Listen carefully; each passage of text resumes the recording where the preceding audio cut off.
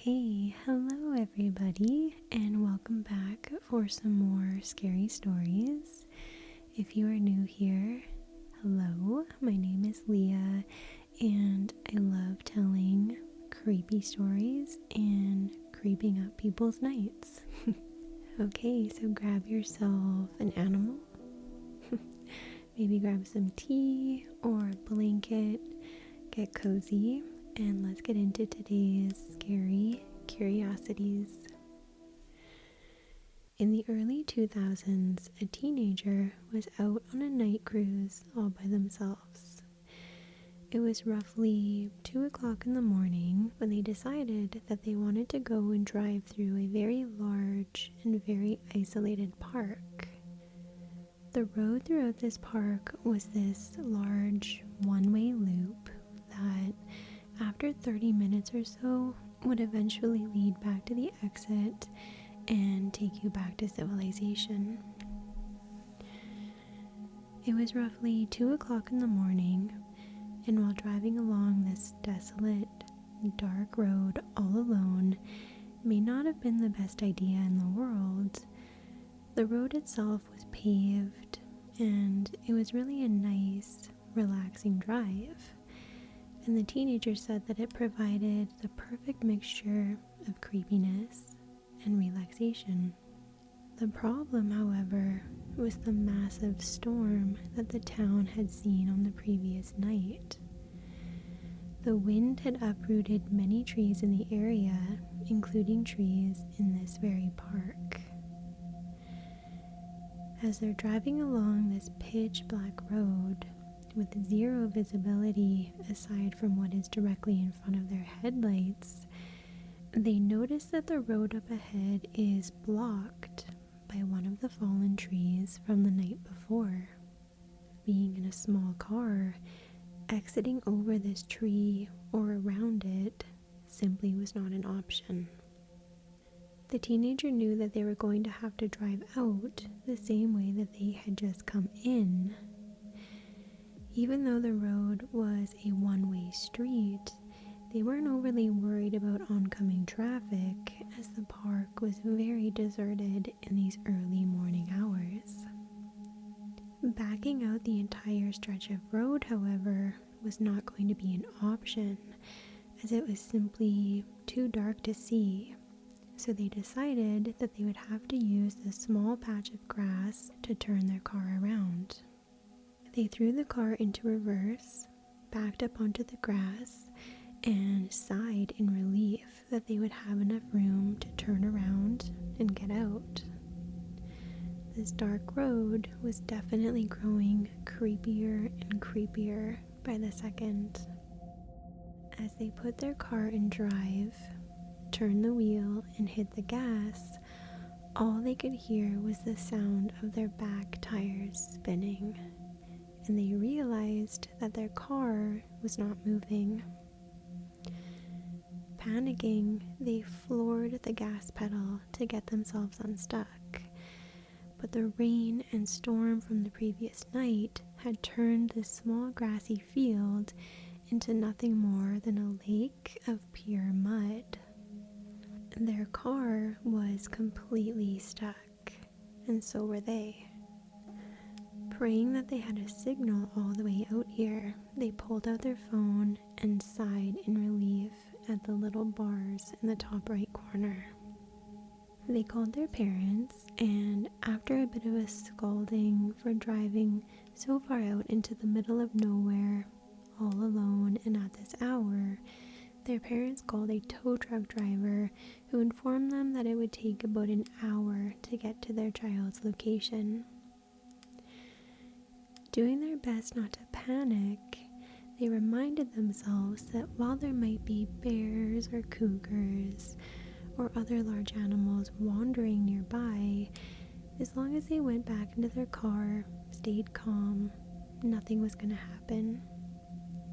So they pull out their phone, they try and keep busy by scrolling through Facebook and simply trying to ignore the fact that they are stuck in a remote area all by themselves.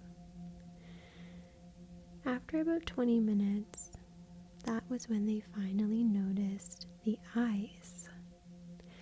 Roughly 80 or maybe 100 pairs of bright eyes, silent and still in a nearby field in front of them.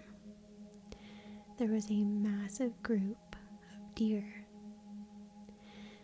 Had they been with a friend or had they witnessed this during the day, it would have actually been pretty cool. But now, alone and scared, this group of 40 or so deer was incredibly creepy. Trying to stay calm, they decide to call their parents again just to check in, say hello, and check out the tow truck driver's ETA. Unfortunately, the driver was running behind and wouldn't get to the park for another hour and a half. So, the teenager decides to try and pass the time by falling asleep. Sleeping through this might be better than sitting there all alone in the dark and with their thoughts.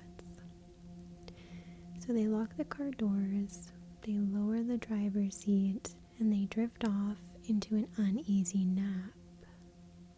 Unsure of how much time had passed, they awoke to a feeling of pure panic. Instinctively, they realized that they had been awoken by some sort of primal response. Something in the back of their sleeping mind had sensed danger and woken them up. They scanned the area around them, seeing nothing but the eyes of the deer that hadn't moved, and the animals didn't seem to sense any danger.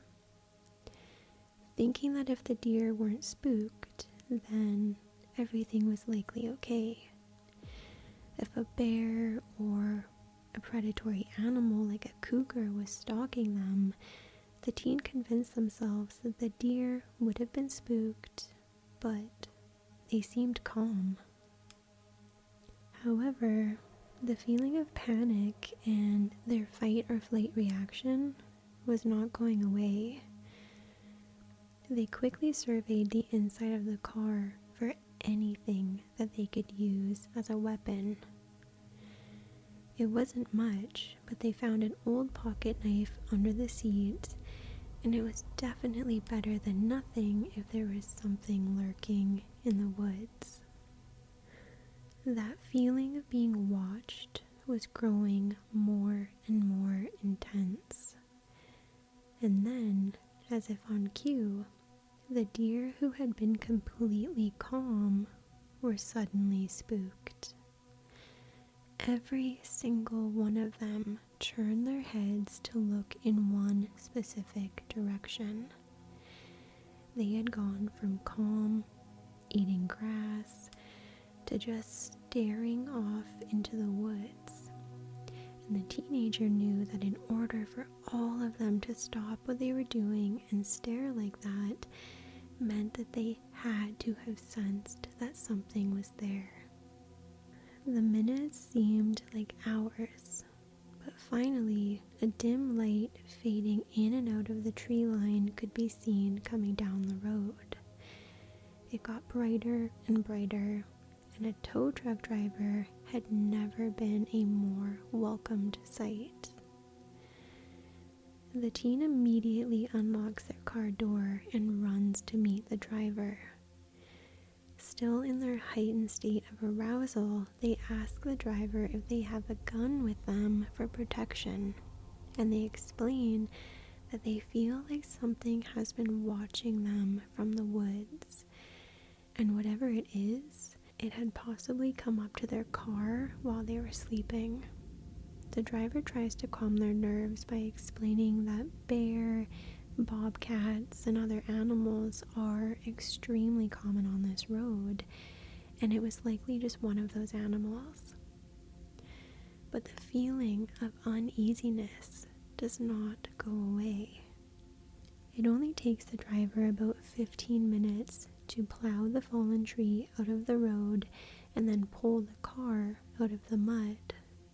When everything is ready to go, they tell them to follow behind until they get to the main road. They want to be sure that they get out of the park safely.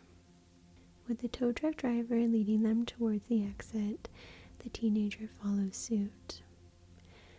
When they're about 50 feet down the road, they still have a good visualization of what's behind them, and the teenager looks into their rearview mirror to get one last look of where they had gotten stuck.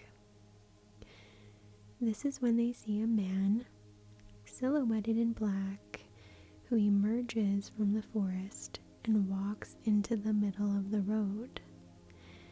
They're standing right where their car had been stuck, and they are watching intently as the vehicles drive away.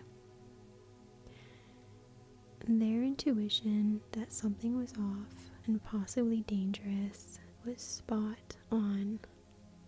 To this day, they have no idea who that person was or what their intentions were, but they have never gone back to that park since.